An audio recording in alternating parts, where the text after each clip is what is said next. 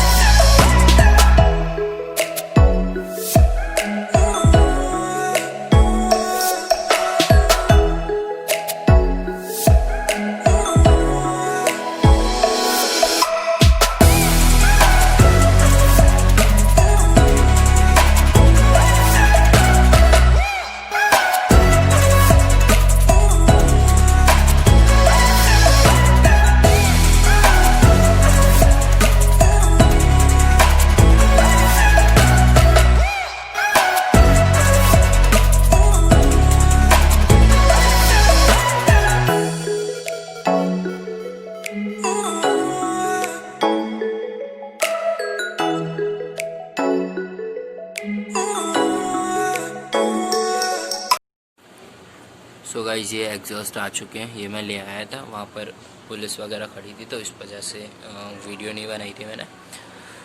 और ये मेरा पुराना ऐसी प्रोजेक्ट रखा हुआ है।